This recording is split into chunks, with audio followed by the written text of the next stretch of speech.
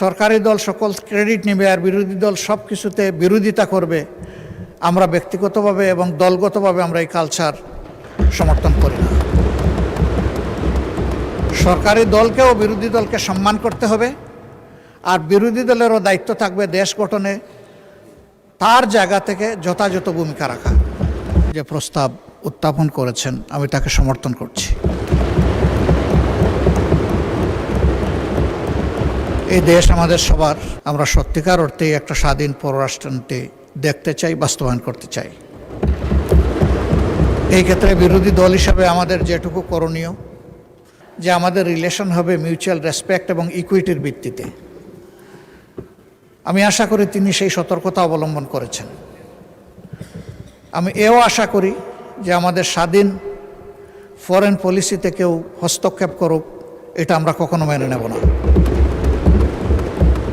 দেশের স্বার্থ আগে, তারপরে অবভিয়াসলি কারো সাথে আমাদের চুক্তি যাই হোক সেটা হবে মিউচুয়াল ইন্টারেস্টের ভিত্তিতে। আমরা কাউকে ক্ষতিগ্রস্ত করতে চাই না, কিন্তু আমরাও ক্ষতিগ্রস্ত হতে চাই না।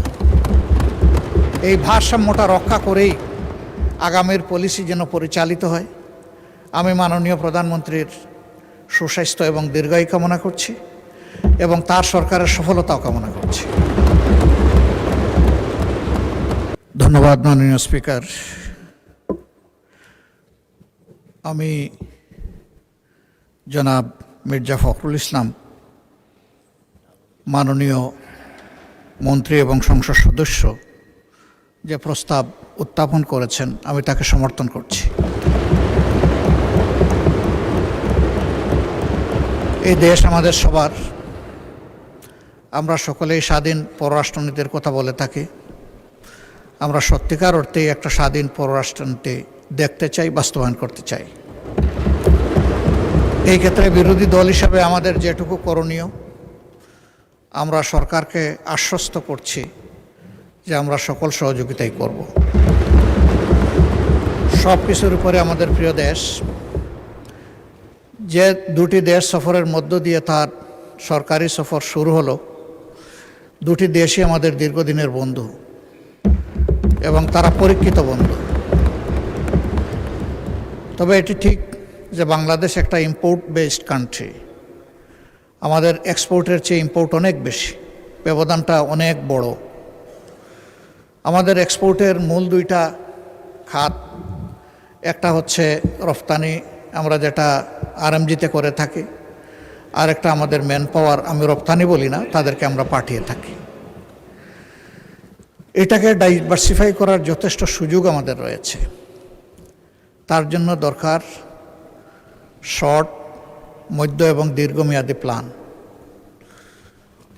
আমি আশা করি যে মাননীয় প্রধানমন্ত্রী তার সফরে এই বিষয়গুলা মাথায় রেখেই তিনি দুইটি দেশের সাথে আলাপ আলোচনা করেছেন।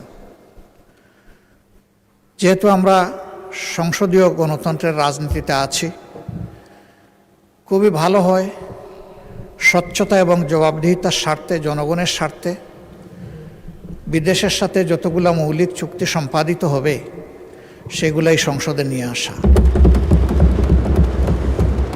এই 350 মানুষই কিন্তু 18 কোটি মানুষ বা 20 কোটি মানুষের প্রতিনিধিত্ব করছেন। তারা যখন জানবেন তখন এর মধ্য দিয়ে সরকার এবং জনগণের সাথে সেতুবন্ধন তৈরি হবে। এটা আমরা সবাই বলি, সবাই চাই যে আমাদের রিলেশন হবে মিউচুয়াল রেসপেক্ট এবং ইকুইটির ভিত্তিতে। আমি আশা করি তিনি সেই সতর্কতা অবলম্বন করেছেন। আমি এও আশা করি যে আমাদের স্বাধীন ফরেন পলিসিতে কেউ হস্তক্ষেপ করুক, এটা আমরা কখনো মেনে নেব না।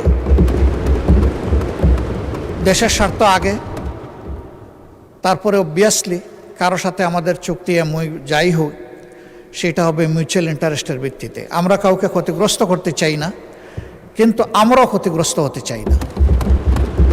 এই ভারসাম্যটা রক্ষা করেই আগামীর পলিসি যেন পরিচালিত হয়। আমি মাননীয় প্রধানমন্ত্রীর সুস্বাস্থ্য এবং দীর্ঘায়ু কামনা করছি এবং তার সরকারের সফলতাও কামনা করছি। শুধু এতটুকু যে এই সংসদ যেন সকল কর্মকাণ্ডের মূল কেন্দ্রবিন্দু হয়। সংসদকে বাইপাস করে যেন কিছুই না হয়, সব কিছু হোক সংসদের ভিতরে। এই সংসদ আলো ছড়াক। আগামী দিনে জনগণ, সরকারি দল, বিরোধী দল সকলের কার্যক্রমকে তাদের অ্যাকাউন্টে নিয়ে তারাই তাদের সিদ্ধান্ত নেবে। এখানে সরকারি দল সকল ক্রেডিট নেবে আর বিরোধী দল সব কিছুতে বিরোধিতা করবে, আমরা ব্যক্তিগতভাবে এবং দলগতভাবে আমরা এই কালচার সমর্থন করি না। সরকারি দলকেও বিরোধী দলকে সম্মান করতে হবে, আর বিরোধী দলেরও দায়িত্ব থাকবে দেশ গঠনে তার জায়গা থেকে যথাযথ ভূমিকা রাখা। সবাইকে ধন্যবাদ। আমি এই প্রস্তাবকে আবারও সমর্থন দিয়ে আপাতত কথা শেষ করলাম। আল্লাহ হাফিজ। আসসালামু আলাইকুম রহমতুল্লাহ।